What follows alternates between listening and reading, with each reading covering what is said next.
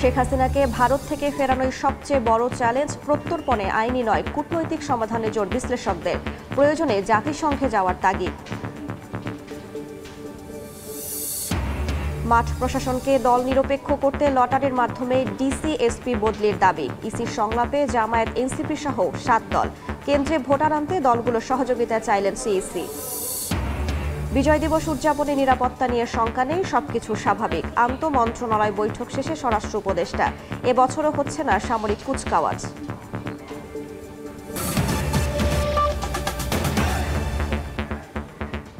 সময় সংবাদের সঙ্গে আছি আমি রাইসা জান্নাত। জুলাই গণ অভ্যুত্থানের সময় আশুলিয়া থানার সামনে 6 জনকে গুলি করে হত্যার পর আগুন দিয়ে লাশ পুড়িয়ে দেওয়ার মামলায় জবানবন্দি দিয়েছেন রাজসাক্ষী এসআই আফজালুল হক। জবানবন্দি অনুযায়ী বরখাস্ত ওসি সায়েদ, এএসআই বিশ্বজিৎ সহ কয়েকজন পুলিশ সদস্য লাশ পিকআপ ভ্যানে তুলে পেট্রোল ঢেলে আগুন ধরিয়ে দেয়। এই মুহূর্তে আন্তর্জাতিক অপরাধ ট্রাইব্যুনালে আছেন সহকর্মী আফজাল হোসেন। বিস্তারিত জানতে সরাসরি চলে যাচ্ছি তার কাছে।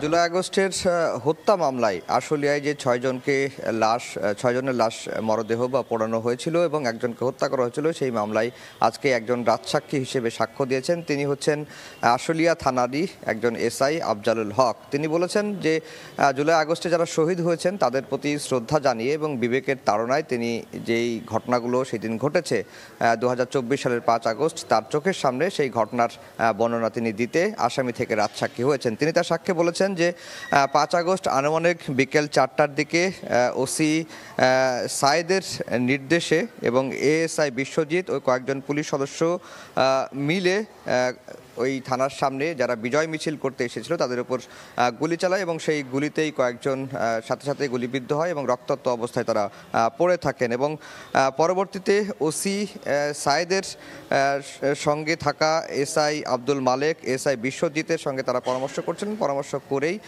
পরবর্তীতে তিনি জানতে পারেন যে তাদের লাশ প্রথমে একটি 3 চাকার ভ্যানে তোলা হয় এবং 3 চাকার ভ্যানে থেকে তাদের লাশ আরেকটি পিকআপ ভ্যানে তোলা হয় এবং পিকআপ ভ্যানে তুলে পেট্রোল ঢেলে তাদেরকে পুড়িয়ে দেওয়া হয়। এই বর্ণনাটি তিনি দিয়েছেন এবং তিনি এও বলেছেন যে 15 আগস্ট 2024 সালে তিনি জানতে পারেন যে পুলিশ গুলি করে যাদেরকে হত্যা করা হয়েছে তাদেরকে এই লাশটি পুড়িয়ে দেওয়া হয়েছে এবং এই পুড়িয়ে দেওয়ার সঙ্গে ওসি যে সায়েদ এবং বিশ্বজিৎ তাদের জড়িত থাকার কথা তিনি উল্লেখ করেছেন। একই সঙ্গে তিনি এও বলেছেন যে পরবর্তীতে যখন তিনি জানতে পারেন যে ঢাকা রেঞ্জের ডিআইজি নুরুল ইসলাম, ঢাকা জেলা পুলিশ সুপার আসাদুজ্জামান রিপন, সাভার সার্কেলের ক্রাইমস এবং অপারেশন বিভাগের অ্যাডিশনাল এসপি আবদুল্লাহিল কাফি এবং সাভার সার্কেলের অতিরিক্ত পুলিশ সুপার শহীদুল এই ঘটনার বিষয়ে তারা জানতেন, কিন্তু তাদের বিরুদ্ধে কোনো ব্যবস্থা নেননি।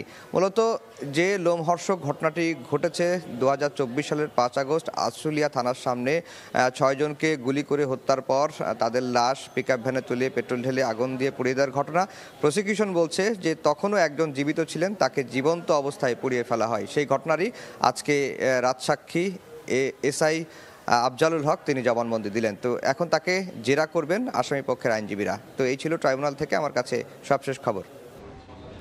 সরাসরি যুক্ত ছিলাম আন্তর্জাতিক অপরাধ ট্রাইব্যুনালে। জুলাই আন্দোলনে মানবতা বিরোধী অপরাধে শেখ হাসিনা ও কামালকে মৃত্যুদণ্ড দিয়েছেন আন্তর্জাতিক ট্রাইব্যুনাল। রায় কার্যকর নিয়ে এখন সবচেয়ে বড় প্রশ্ন, ভারত থেকে পলাতকদের কিভাবে দেশে ফেরত আনা হবে। বাংলাদেশ ইন্টারপোলের মাধ্যমে গ্রেফতারি পরোয়ানা পাঠানোর পাশাপাশি বন্দি বিনিময় চুক্তিকে কাজে লাগানোর কথাও ভাবছে। তবে ভারতের বর্তমান অবস্থান স্পষ্টই উল্টো। সেক্ষেত্রে শেখ হাসিনা কামালকে ফেরানোই সবচেয়ে বড় চ্যালেঞ্জ দেখছেন বিশেষজ্ঞরা। প্রত্যর্পণ ইস্যুতে আইনি নয়, কূটনৈতিক সমাধানে জোর দিচ্ছেন তারা। আলামিন তুষারের report. We have decided to inflict her with only one sentence, that is sentence of death. July আন্দোলনে মানবতা বিরোধী অপরাধের দায়ে শেখ হাসিনার মৃত্যুদণ্ডের রায়ের পর সবথেকে বড় প্রশ্ন এর বাস্তবায়ন। এখানেই সামনে আসে কোন প্রক্রিয়ায় ফেরানো হবে তাকে। এর মধ্যে সাজাপ্রাপ্ত ভারতে পলাতক 2 আসামি শেখ হাসিনা এবং আসাদুজ্জামান খান কামালকে দেশে ফেরাতে গ্রেফতারি ও সাজা পরোয়ানা ইন্টারপোলের কাছে পাঠানোর ব্যাপারে ভাবছে বাংলাদেশ। এর বাইরেও ভারত ও বাংলাদেশের মধ্যে বন্দি বিনিময় চুক্তিকেও কাজে লাগানোর চেষ্টা হবে। তবে প্রতিবেশী এই দেশটির বর্তমান অবস্থান অনুযায়ী বলাই যায় তাদের ফেরত পাঠাতে খুব একটা রাজি নয় ভারত। সেক্ষেত্রে কি করতে পারে বাংলাদেশ? এক্সট্রাডিশন ট্রিটিকে আশ্রয় নিয়ে বাংলাদেশ দ্বিপাক্ষিকভাবে ভারতের কাছে বললেও ভারত কিছু করবে না। আমার বিবেচনায় বাংলাদেশের হাত পা খুব বাধা। কিন্তু ঢাকা বিশ্ববিদ্যালয়ের আন্তর্জাতিক সম্পর্ক বিভাগের সাবেক অধ্যাপক ডক্টর আকমল হোসেন মনে করেন, এক্ষেত্রে বাংলাদেশের উচিত জাতিসংঘের মতো আন্তর্জাতিক সংস্থার দ্বারস্থ হওয়া। এই বিষয়গুলোকে আমার মনে হয় আন্তর্জাতিকভাবে তুলে ধরা, বাংলাদেশের ভারতীয় জনগণের কাছে তুলে ধরা, কূটনৈতিক প্রচেষ্টা জোরদার করা দরকার, সহানুভূতিশীল মত তৈরি করা উচিত। সেক্ষেত্রে ভারতকে এই বিচারের স্বচ্ছতা বোঝাতে পারাকে বাংলাদেশের মূল চ্যালেঞ্জ হিসেবে দেখছেন সুপ্রিম কোর্টের জ্যেষ্ঠ এই আইনজীবী। তবে আইনিভাবে জোড়াজুড়ি নয়, বরং কূটনৈতিকভাবেই এই সমস্যার সমাধান করতে হবে বলেও মনে করেন তিনি।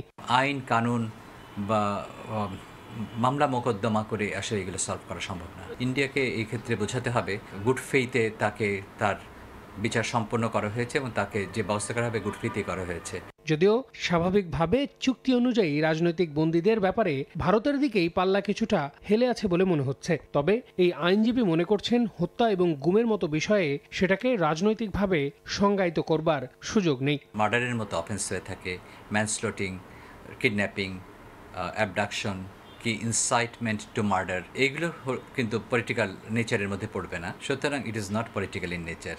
কূটনৈতিকভাবে নিজেদের দুর্বল না ভেবে বাংলাদেশকে তার ভৌগোলিক অবস্থানের ভিত্তিতে বৈশ্বিকভাবে নিজেদের জায়গা করে নেয়ার সময় চলে এসেছে বলেও মনে করছেন অনেকে। আল আমিন তুষার, সময় সংবাদ, ঢাকা।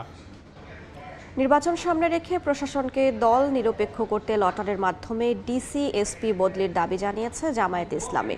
দুপুরে ইসির সঙ্গে সংলাপে এ দাবি জানান দলটির সেক্রেটারি জেনারেল মিয়া মোহাম্মদ গোলাম পরওয়ার। বৈধ অস্ত্র উদ্ধার করার কোনো সুযোগ নেই উল্লেখ করে তিনি বলেন, সেগুলো কিভাবে জমা রাখা হবে তা নিশ্চিত করতে হবে কমিশনকেই। দলটির অন্য নেতারা বলেন, আচরণবিধি প্রতিপালনে সিদ্ধান্তহীনতায় ভুগছে ইসি। এদিন প্রথম পর্বের সংলাপে জামায়াত, এনসিপি সহ অংশ নিয়েছে 7টি দল। সূচনা বক্তব্যে সিইসি এএমএম নাসির উদ্দিন বলেন, সুষ্ঠু ও গ্রহণযোগ্য নির্বাচনের জন্য শুধু ইসি নয়, রাজনৈতিক দলগুলো ওয়াদাবদ্ধ।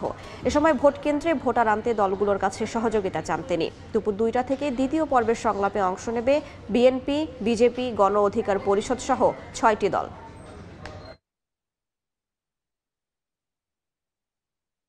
একটা চেঞ্জ আমরা ইতিপূর্বে দু একটা ইলেকশন কমিশনের সময় দেখেছি যে তফসিল ঘোষণার পরই একদিনে এক রাতে সব ডিসি, এসপি, পুলিশ সুপারদেরকে রদবদলের ঘটনা ঘটেছে, যাতে কিন্তু আস্থা রেখেছে, কমপ্লেন ছিল না। এইরকম একটা সিদ্ধান্ত না নিলে এখন যা হচ্ছে এটা কিন্তু একটা পরিকল্পিত একটা ইন্টেনশনে এটা কিন্তু করা হচ্ছে। একই দিনে গণভোট আর জাতীয় নির্বাচনের ঘোষণা প্রধান উপদেষ্টার ভাষণে এসেছে, গেজেটও সেটা এসছে। তো একই দিনে 2টা ভোট হলে সে তো বুঝতে পারবে না। আশা করি যাতে মানুষ ভোট কেন্দ্রে আসে এবং ব্যাপক সংখ্যায় আসে। আমরা চাই সবাইকে ভোট কেন্দ্রে নিয়ে আসতে চাই। একটু এইটা আপনারা একটু ভূমিকা রাখবেন। এই মুহূর্তে আগারগাঁও নির্বাচন কমিশনে আছেন সহকর্মী কাউসারা চৌধুরী কুমু। সরাসরি চলে যাচ্ছে তার কাছে। আপনারা দেখছেন যে রাজনৈতিক দলগুলোর সাথে নির্বাচন কমিশনের ধারাবাহিক সংলাপ চলমান রয়েছে। আজকে টানা ৪র্থ দিনের মতো সংলাপে বসেছে নির্বাচন কমিশন। সকাল যদিও 13টি দলকে আজকে সারাদিনের জন্য সংলাপের আমন্ত্রণ জানিয়েছে, এর মধ্যে 7টি দল সকালে অংশ নিয়েছে এবং তার মধ্যে রয়েছে জামাত, এনসিপি, গণসংহতি আন্দোলন সহ আরও বাকি 4টি দল রয়েছে। তারা প্রত্যেকেই সংলাপে অংশ নিয়েছেন। এখানে তাদের বিভিন্ন দাবি দেওয়া তুলে ধরছেন। বিশেষ করে কোনো দলের সাথেই কিন্তু কোনো দলের চাহিদা চাওয়া পাওয়া বা দাবির কিছুটা পার্থক্য রয়েছে। কারোর সাথেই কারো চাহিদার মিল নেই বা কারো দাবি আপত্তির মিল নেই। তবে সবারই মোটা দাগে যে বিষয়টি, তারা সকলেই সুষ্ঠু নির্বাচন চায়।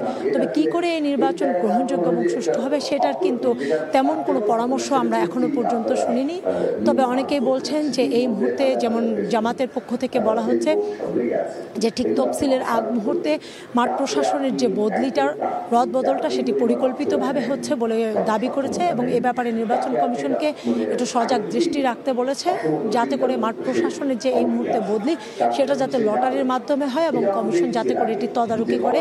একই সাথে তারা দাবি করেছে যে অবৈধ অস্ত্র তো উদ্ধার করবেই সরকার, সে পাশাপাশি বৈধ অস্ত্র উদ্ধার তফসিলের পরে সেগুলো উদ্ধার করে কিভাবে রাখা হবে, সেটি বৈধ অস্ত্র কিভাবে করে জমা রাখা হবে সে ব্যাপারে কমিশনকে তৎপর হওয়ার আহ্বান জানিয়েছেন এবং মাঠ প্রশাসন সকলের জন্য সমান সুযোগ নিশ্চিত করার পাশাপাশি তারা বলছেন যাতে করে অতীতে নির্বাচনে যারা অংশ নিয়েছে, যারা নির্বাচনে দায়িত্ব পালন করেছে তাদের যেন পক্ষান্তরে কোনো যেন বাদ দেয়া হয় এবং যারা অতীতে নির্বাচনগুলোতে নির্বাচনী দায়িত্ব পালন করেছিল তাদের যে পক্ষপাতমূলক আচরণ ছিল সেখান থেকে বের করতে গেলে তাদেরকে নির্বাচনী দায়িত্ব থেকে সরাতে হবে এমনটিও দাবি জানিয়েছেন।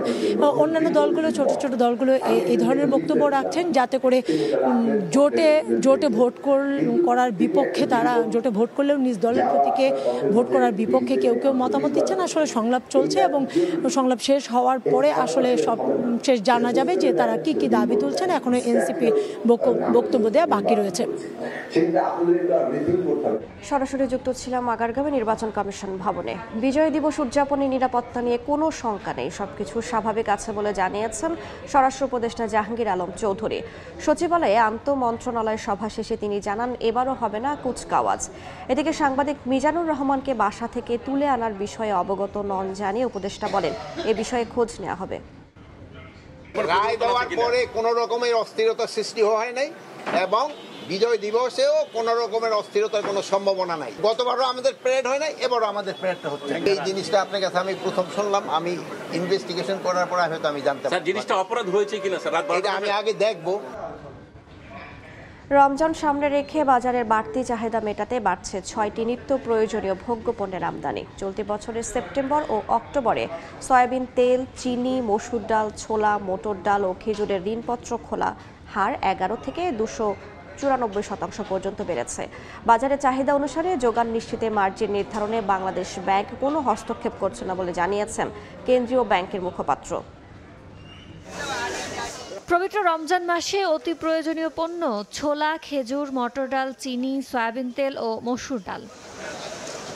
ওই সময়ে বাড়তি চাহিদা মেটাতে বাড়ছে এই 6 ভোগ্যপণ্যের আমদানি। বাংলাদেশ ব্যাংকের তথ্য বলছে গত সেপ্টেম্বর অক্টোবর মাসে আগের বছরের একই সময়ের তুলনায় সয়াবিন তেল আমদানি 36%, চিনি 11%, মসুর ডাল 87%, ছোলা 27%, মটর ডাল 294% ও খেজুরের আমদানি 231% বেড়েছে। এবার ভোগ্যপণ্য আমদানিতে প্রতিষ্ঠানগুলো 1 মাস আগেই ঋণপত্র খুলছে তাড়াহুড়ো করেই। ফলে ফেব্রুয়ারি মাসের আগেই বাজারে যোগ হবে নতুন আমদানি করা পণ্য। বাংলাদেশ ব্যাংক জানায় আমদানির চাপ থাকলেও ডলার সংকট নেই ব্যাংকগুলোতে ডলারের ক্রাইসিস এই মুহূর্তে নেই। একই সাথে ডলারের এক্সচেঞ্জ রেটটাও কিন্তু স্টেবল অবস্থায় আছে। তো এই সুযোগটাকে কাজে লাগিয়ে ব্যাংক তার যারা বোনাফাইড কাস্টমার আছে তাদের সাথে মিলিত হয়েই অনেক কমপক্ষে 3 মাস আগে থেকে এই এলসি খুলছে। এদিকে বিপরীত চিত্র রয়েছে পেঁয়াজ, রসুন ও আদা আমদানিতে। আগের বছরের তুলনায় এবার পেঁয়াজের ঋণপত্র খোলার হার কমেছে প্রায় 99%, রসুনের 89% এবং আদার 22%। বাংলাদেশ ব্যাংক জানায় মূল্যস্ফীতি নিয়ন্ত্রণে বাজারে পণ্য সরবরাহ স্বাভাবিক রাখতে এলসি মার্জিনে কোনো হস্তক্ষেপ করবে না কেন্দ্রীয় ব্যাংক। মার্জিন 100% দিব না। একজন ওয়ার্কিং কাস্টমার যদি এলসি খুলতে চায় তার জন্য সে তো ব্যাংকের কাছে পরীক্ষিত না, তার জন্য তো ব্যাংক হয়তো বা 100% নিচে মার্জিন এলসি খুলতে রাজি হবে না। এটা সম্পূর্ণভাবে ব্যাংকার ব্যবসায়ীরা তারাই নির্ধারণ করবে। বাংলাদেশ ব্যাংকের তথ্য, চলতি 2025-26 অর্থ বছরের প্রথম প্রান্তিক জুলাই সেপ্টেম্বরে ঋণপত্র খোলা আগের অর্থ বছরের একই সময়ের তুলনায় 10.82% বেড়েছে। ইয়ানুর শিফাত, সময় সংবাদ, ঢাকা। সময় সংবাদে আরও থাকছে জ্বর আর শরীরের ব্যথা, পরীক্ষা নিরীক্ষা করার পর আমার এই ডেঙ্গু ধরা পড়েছে। বমিও থামছে না আর এদিকে ডায়াবেটিস কন্ট্রোলও আসছে না।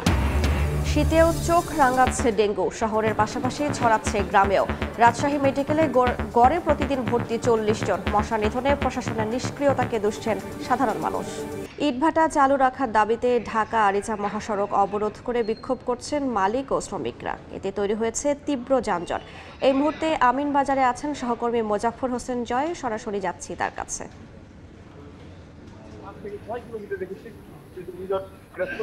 মাত্র আমরা যতটুকু শুনতে পেরেছি প্রশাসনের আশ্বাসে তারা মূলত এই সালেপুর থেকে যে সড়কে অবস্থান নিয়েছিল 2 ঘন্টা ব্যাপী সেখান থেকে তারা সরে দাঁড়িয়েছে।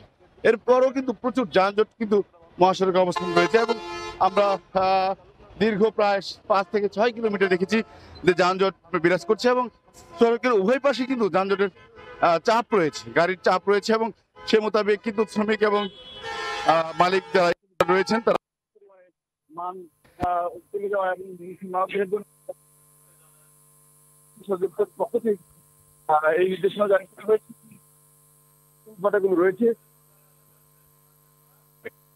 পরিকল্পনার অংশ হিসেবে সবার গ্রামীণ বাজার এবং একই সাথে বিভিন্ন অঞ্চলে চলে যাওয়া এবং মানুষের মানবদেহের জন্য অত্যন্ত ক্ষতিকর হয়, কিন্তু পরিবেশ অধিদপ্তর পক্ষ থেকে কিন্তু এই নির্দেশনা জারি করা হয়েছিল যে সাভার অঞ্চলের যে ইট ভাটাগুলো রয়েছে তার সবগুলি বন্ধ করে দিতে হবে এবং এই পরিকল্পনার অংশ হিসেবে কিন্তু আমরা দেখেছি সাভারের আমিন বাজার, আশুলিয়া, শিমুলিয়া এবং একই সাথে বিভিন্ন অঞ্চলে যে ইট ভাটা রয়েছে সেই ইট ভাটা কিন্তু পর্যায়ক্রমে অভিযান পরিচালনা করছে স্থানীয় প্রশাসন সহ পরিবেশ অধিদপ্তরের কর্মকর্তারা। তো আপনারা যা আজকে যে ঘটনাটি ঘটেছে সেটা হচ্ছে আমিন বাজার এলাকায় যে সেই ইট ভাটাগুলোতে ইতিমধ্যে কার্যক্রম বন্ধ করা হয়েছে, তার প্রেক্ষাপটে কিন্তু ঢাকা আরিচা মহাসড়ক অবরোধ করে দেওয়া হয় আমিন বাজারের সালেপুর থেকে। সালেপুর ব্রিজের উপরে দীর্ঘ কয়েক ঘন্টা ব্যাপী তারা বিক্ষোভ করেন এবং সড়ক অবরোধ করে রাখেন। শেষ খবর পাওয়া পর্যন্ত আমরা অনেক চেষ্টা করে ঘটনাস্থলে পৌঁছতে পারিনি, আমরা ঘটনাস্থল থেকে অল্প কিছু দূরে রয়েছি। তবে আমরা যতটুকু জানতে পেরেছি যে মূলত প্রশাসনের আশ্বাসে এবং এই বিষয়ে উপজেলা প্রশাসন কর্মকর্তা কথা বলেছেন পুলিশের ঊর্ধ্বতন কর্মকর্তা, তাদের আশ্বাসে তারা মূলত কিছুক্ষণ আগে তাদের যে অবরোধ কর্মসূচি সেখান থেকে সরে দাঁড়িয়েছে। কিন্তু আমরা এখন জানতে পারলাম, আমরা কিন্তু দেখছি যে মূলত মহাসড়কের লম্বা সারি রয়েছে যানজটের। ঢাকা আরিচা মহাসড়ক ঢাকামুখী এবং আরিচা লেন্থমুখী তীব্র যানজটের কিন্তু মানুষের চরম ভোগান্তি মানুষ পড়েছে। ফলে এই মহাসড়কটিতে সকাল 10টা থেকে বেলা 12টা পর্যন্ত কিন্তু তীব্র যানজটের কবলে পড়েছিল সাধারণ মানুষ। তো ঢাকা আরিচা মহাসড়কের সাহালেপুর থেকে এই ছিল আমার কাছে মহাসড়ক অবরোধের সর্বশেষ তথ্য। সরাসরি যুক্ত ছিলাম আমিন বাজারে। শীতের আবহ উত্তরের জেলা রাজশাহীতে এই সময় ডেঙ্গুর প্রকোপ কমার কথা থাকলেও উল্টো বেড়েছে। রাজশাহী মেডিকেল কলেজ হাসপাতালে প্রতিদিনই ভর্তি থাকছে 20 থেকে 30 জন রোগী। আব্দুল সালামের ছবিতে মওদুদ রানার প্রতিবেদন। জ্বর, পেটে ব্যথা, বমি সহ বিভিন্ন শারীরিক জটিলতা নিয়ে 4 দিন ধরে শিবগঞ্জ, চাঁপাইনবাবগঞ্জ ও রাজশাহীর বিভিন্ন চিকিৎসা কেন্দ্র ঘুরে বয়স্ক শওকতারা জানতে পারেন তিনি ডেঙ্গু আক্রান্ত। বর্তমানে হাসপাতালে চিকিৎসাধীন। বমিও থামছে না, আর এদিকে ডায়াবেটিস কন্ট্রোলও আসছে না। আর একটা টেস্ট দিয়েছিল, ওই টেস্টটাতে ধরা পড়েছে। তার মতো বেশিরভাগ রোগী ডেঙ্গু আক্রান্ত হওয়ার পর অসচেতনতা ও অবহেলায় যখন পরিস্থিতি অস্বাভাবিক হয়েছে তখন ভর্তি হয়েছেন রাজশাহী মেডিকেল কলেজ হাসপাতালে। চলতি মাসের প্রথম 2 সপ্তাহে এ হাসপাতালে চিকিৎসা নিয়েছেন 30 শিশুসহ 334 জন। চলতি মাসে 3 এবং এবছর মারা গেছেন 17 জন। রাজশাহী ও আশেপাশের এলাকা এবং ঢাকা থেকে সংক্রমিত হয়েছেন রোগীরা। আমার সমস্যা জ্বর আর শরীরের ব্যথা। আমি পরীক্ষা নিরীক্ষা করার পর আমার এই ডেঙ্গু ধরা পড়েছে। ক্লিনিকে দেখানোর পরে ওখান থেকে ঢাকা মেডিকেল দেখাইছিলাম, তারপর ওখানে একটু পজিটিভ পাওয়ার পরে এখানে আবার ওখান থেকে চলে আসছি। এখানে 3 দিন বাসায় দেখেছি, তারপর বৃহস্পতিবারে আউটডোরে নিয়ে এসেছি। লিয়ানা ডাক্তার দেখানোর পরে ওরা টেস্ট দিয়েছে। টেস্টগুলোর মধ্যে আবার শুক্রবার ছিল, শনিবারে এসে রিপোর্ট দেখায় ডাক্তারে ভর্তি দিয়েছে। চিকিৎসকদের ভাষ্য, জলবায়ু পরিবর্তনের সঙ্গে খাপ খাইয়ে নিতে মশার ধরনগত পরিবর্তন হয়েছে। অতিবৃষ্টিতে মশার প্রজনন চক্রও দীর্ঘ হয়েছে। ফলে বর্ষা শেষে প্রকোপ না কমে উল্টো নগরী থেকে শুরু করে প্রত্যন্ত গ্রামে ডেঙ্গু ছড়িয়েছে। অভিযোজনই বলেন বা জেনেটিক মিউটেশন বলেন, যে কোনো কারণেই হোক, এটি কিন্তু সংক্রমণের যে ধারা সেটি পরিবর্তিত হয়েছে। এবং আমরাও দেখছি এবার আমাদের অতিবৃষ্টির কারণে বর্ষা চলে যাওয়ার পরেও শীতের ঠিক শুরুতে কিন্তু ডেঙ্গুটা আবার নতুন করে একটু প্রকোপ দেখা দিচ্ছে। জনস্বাস্থ্যবিদরা জানান, গত 2 দশকে জুলাই ও আগস্টে বেশি সংক্রমণ ও মৃত্যু হতো। গেল 4 বছর সর্বোচ্চ সংক্রমণ ঘটে অক্টোবরে। এবার নভেম্বরেও ডেঙ্গু প্রাণঘাতী। এজন্যে মশক নিধনে নিষ্ক্রিয় কর্মসূচি, পরিকল্পনার অভাব, জনসাধারণের অসচেতনতা ও অবহেলাকে দায়ী করছেন তারা। যেটা হচ্ছে, রোগীগুলো আসছে দেরি করে, এই ওয়ার্নিং সাইটটা তারা ইগনোর করার জন্যে যখন স্টাবলিশ শক হয়ে যায়, সিভিয়ার শক হয়ে যায়, তখন বিভিন্ন অর্গান ফেল করতে শুরু করে, কিডনি ফেল করতে শুরু করে, লিভার ফেল করে, ব্রেনের সমস্যা হয়, হার্টের সমস্যা হয়। এই রোগীগুলো কিন্তু আর বাঁচানো যায় না। সম্প্রতি রাজশাহী বিশ্ববিদ্যালয়ের এক শিক্ষার্থী গবেষণায় ডেঙ্গুর জন্য দায়ী ও সংক্রমণ বাড়াতে ভূমিকা রাখা মানবদেহের 6টি জিন খুঁজে পেয়েছেন। এর প্রেক্ষিতে 3টি ওষুধ নির্ধারণ করেছেন তিনি। আন্তর্জাতিক জার্নালে প্রকাশিত ওই গবেষণা ডেঙ্গু চিকিৎসায় নতুন দুয়ার খুলতে পারে অভিমত বিশেষজ্ঞদের। মওদুদ রানা, সময় সংবাদ, রাজশাহী। জলবায়ু সম্মেলনের শেষ পর্যায়ে শুরু হয়েছে তহবিল গঠন ও জলবায়ু অর্থায়ন নিয়ে আলোচনা। ক্ষয়ক্ষতির সমপরিমাণ অর্থ আদায়ে সোচ্চার বাংলাদেশ সহ স্বল্পোন্নত দেশের প্রতিনিধিরা। জলবায়ু বিশেষজ্ঞরা বলছেন, উল্লেখযোগ্য পরিমাণ অনুদান পাওয়ার বিষয়টি নির্ভর করছে তহবিল প্রস্তাবনা ও দর কষাকষির উপর। ব্রাজিলের কপ সম্মেলন থেকে বিস্তারিত প্রসূন আশিসের রিপোর্টে। বিশ্ব জলবায়ু সম্মেলনের প্রথম পর্যায়ে স্বল্পোন্নত ও ক্ষতিগ্রস্ত দেশগুলোর পক্ষ থেকে দেয়া প্রস্তাবনার উপর আলোচনা শেষে এখন চলছে তহবিল গঠন ও অর্থায়ন বিষয়ে আলোচনা পর্যালোচনা। 2015 সালের প্যারিস চুক্তি অনুযায়ী কপ প্রেসিডেন্ট আন্দ্রে কোরেয়া দুলাগোর নেতৃত্বে অর্থায়ন সংক্রান্ত এই আলোচনায় যুক্ত হয়েছে বাংলাদেশ সহ ক্ষতিগ্রস্ত দেশগুলো।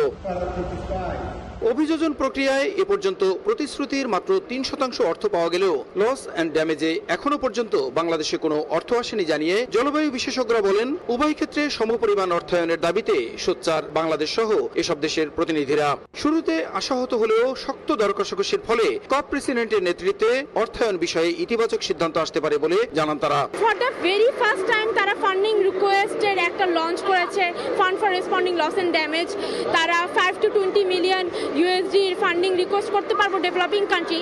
এখন আমাদের ডেভেলপিং কান্ট্রির উপর এটা চলে আসে যে আমরা কত ভালো ফান্ডিং প্রপোজাল দিতে পারছি, কত ভালো আমাদের লস এন্ড ড্যামেজ সেটা তুলে ধরতে পারছি। LDC কান্ট্রি, যার মধ্যে বাংলাদেশ এখনো আছে, কেবলমাত্র 3% অর্থ পেয়েছে অ্যাডাপ্টেশন কাজ করার জন্য। বাস্তব ক্ষেত্রে অ্যাডাপ্টেশনের জন্য অত্যন্ত সামান্য ফান্ড ক্ষতিগ্রস্ত দেশগুলি পাচ্ছে, যেটা খুবই উদ্বেগের বিষয়। এদিকে শেষ মুহূর্তে অভিযোজন প্রক্রিয়ায় অর্থায়ন বাড়ানোর পাশাপাশি জলবায়ুর পরিবর্তনের ক্ষয়ক্ষতি মোকাবিলায় ভালো ফল আসবে বলে জানান অর্থনৈতিক সম্পর্ক বিভাগের অতিরিক্ত সচিব AKM সোহেল। অ্যাডাপ্টেশনের ফান্ডটাকে আরো বাড়ানো, আমাদের বাংলাদেশে যেরকম 32% হচ্ছে অ্যাডাপ্টেশন ফান্ড, 58 হচ্ছে মিটিগেশন, 10% কস্ট কাটিং, কিন্তু আমরা চাই যে অ্যাডাপ্টেশন ফান্ডটা আরো বাড়াতে। আমাদের এখানে $150 বিলিয়ন একটা ডিমান্ড ছিল যে অ্যাডাপ্টেশন ফান্ড গ্লোবালি, তো সেই জায়গাটাতে আশা করা যায় কাছাকাছি একটা ফিগার হয়তো আমরা পেতে পারি। বিশ্ব জলবায়ু সম্মেলনের শেষ পর্যায়ে এসে ক্ষতিপূরণ আদায়ে দর কষাকষি আরও জোরালো করছে স্বল্পোন্নত ও ক্ষতিগ্রস্ত দেশগুলো। সেক্ষেত্রে সরকারের পাশাপাশি বাংলাদেশের বেসরকারি সংস্থাগুলো ঐক্যবদ্ধভাবে কাজ করছে। ব্রাজিলের বেলেমে আয়োজিত জলবায়ু সম্মেলন থেকে প্রসূন আশিস, সময় সংবাদ। সময় সংবাদে আরও থাকছে, হোয়াইট হাউসে সৌদি যুবরাজকে রাজকীয় অভ্যর্থনা, যুক্তরাষ্ট্রে $1 লাখ কোটি বিনিয়োগের প্রতিশ্রুতি সালমানের, রিয়াদকে গুরুত্বপূর্ণ মিত্র ঘোষণা ট্রাম্পের। সমাজে পুরুষকে শেখানো হয় শক্ত, অশ্রুহীন এবং সাহসী হিসেবে বেড়ে উঠতে, ফলে মনের কথা প্রকাশের ক্ষেত্রে নারীদের চেয়ে পুরুষরা রয়েছেন বরাবরই পিছিয়ে।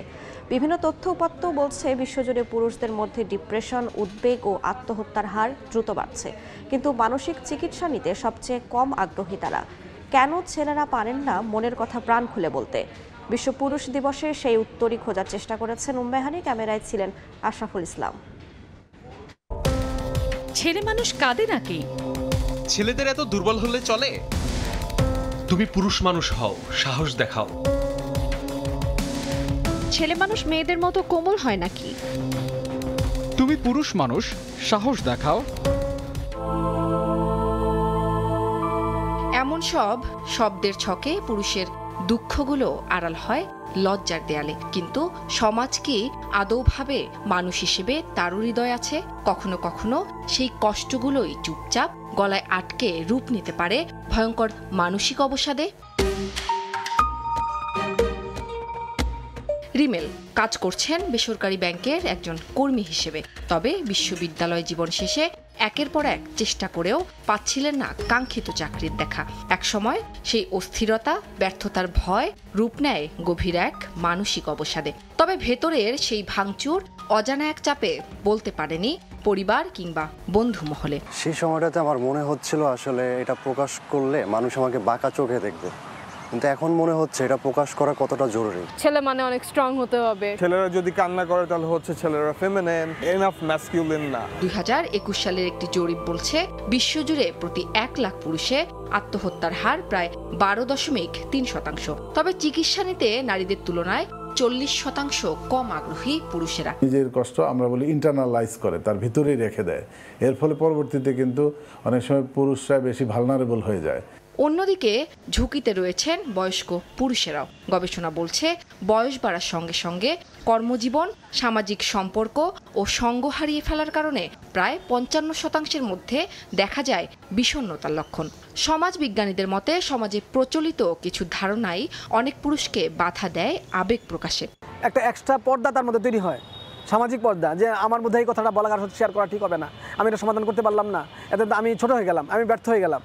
এই যে তার মধ্যে অ্যাডভান্স ব্যর্থতা এবং ছোট হয়ে যাওয়ার যে চিন্তা, সেই চিন্তা থেকে সে চেষ্টা করে সবকিছু লুকিয়ে যেতে। বিশেষজ্ঞরা বলছেন আবেগ লুকিয়ে রাখা নয়, তা প্রকাশের সুযোগই পারে মানসিকভাবে সুস্থ রাখতে এবং পরিবার ও সমাজে সুস্থ পরিবেশ তৈরিতে ভূমিকা রাখতে। গদবাঁধা ধারণা থেকে বেরিয়ে এখন সময় এসেছে ছেলেদের মানসিক স্বাস্থ্য নিয়ে ভাবার। বিশেষজ্ঞরা বলছেন শক্ত থাকার চাপ নয়, বরং প্রয়োজন বোঝাপড়া এবং কথা বলার মুক্ত পরিবেশ। কারণ মানসিক সুস্থতাকে লিঙ্গ দিয়ে যাচাই নয়, বরং এটি মানুষের মৌলিক অধিকার। উম্মে হানি, সময় সংবাদ, ঢাকা। দেশের বাইরের খবর। যুক্তরাষ্ট্রে 1 লাখ কোটি মার্কিন ডলার বিনিয়োগের ঘোষণা দিয়েছেন সৌদি যুবরাজ।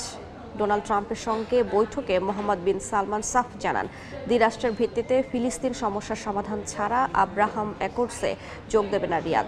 এ সময় ন্যাটোর বাইরে সৌদি আরবকে যুক্তরাষ্ট্রের বিশ্বস্ত বন্ধু আখ্যা দেন ট্রাম্প। সাংবাদিক খাশোগি হত্যার বিষয়ে যুবরাজ অবগত ছিলেন না বলেও দাবি করেন মার্কিন প্রেসিডেন্ট। এ যেন এক রাজকীয় অভ্যর্থনা। F-35 ও F-15 ফাইটার জেটের প্রদর্শনীর মধ্য দিয়ে সৌদি যুবরাজ মোহাম্মদ বিন সালমানকে হোয়াইট হাউসে স্বাগত জানান মার্কিন প্রেসিডেন্ট ডোনাল্ড ট্রাম্প।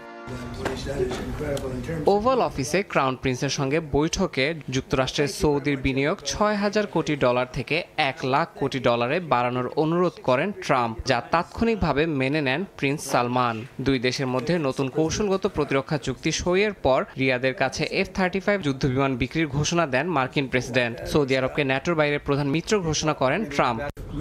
তেলের দাম কমলেও সৌদি এই বিনিয়োগ বজায় রাখতে পারবে কিনা সাংবাদিকদের এমন প্রশ্নের জবাবে এমবিএস জানান, যুক্তরাষ্ট্রকে খুশি করতে ভুয়া প্রতিশ্রুতি দিচ্ছেন না তিনি। সাংবাদিক জামাল খাশোগি হত্যাকাণ্ড নিয়ে প্রশ্ন তোলেন সাংবাদিক। এই সময় সৌদি যুবরাজের পক্ষ নিয়ে ট্রাম্প দাবি করেন প্রিন্স সালমান এই হত্যাকাণ্ড সম্পর্কে কিছুই জানতেন না। এই বিষয়ে এমবিএস জানান, কারো জীবন বিনা কারণে চলে যাওয়া অত্যন্ত বেদনাদায়ক এবং এই হত্যাকাণ্ডকে একটি বড় ভুল হিসেবেও আখ্যা দেন তিনি। ফিলিস্তিন ইস্যুতে দ্বিরাষ্ট্রভিত্তিক সমাধান হলে রিয়াদ আব্রাহাম চুক্তির অংশ হবে বলেও জানান সৌদি যুবরাজ। এছাড়া গাজা পুনর্নির্মাণে সহায়তার কথাও জানান তিনি। পরে ক্রাউন প্রিন্সের সম্মানে নৈশভোজের আয়োজন করেন ট্রাম্প। মোহাম্মদ বিন সালমানের সঙ্গে আয়োজনে যোগ দেন ধনকুবের ইলন মাস্ক, তারকা footballer Cristiano Ronaldo, FIFA president সহ আরও অনেকে। ইয়াসিন মোহাম্মদ জিসান, সময় সংবাদ। সময় সংবাদের শীর্ষ সংবাদগুলো জানিয়ে দিচ্ছি আরেকবার। শেখ হাসিনাকে ভারত থেকে ফেরানোই সবচেয়ে বড় চ্যালেঞ্জ। প্রত্যর্পণে আইনি নয়, কূটনৈতিক সমাধানে জোর বিশ্লেষকদের। প্রয়োজনে জাতিসংঘে যাওয়ার তাগিদ। এবং মাঠ প্রশাসনকে দল নিরপেক্ষ করতে লটারির মাধ্যমে ডিসি এসপি বদলির দাবি। ইসির সংলাপে জামায়াত এনসিপি সহ 7 দল। কেন্দ্রে ভোটার আনতে দলগুলোর সহযোগিতা চান সিসি।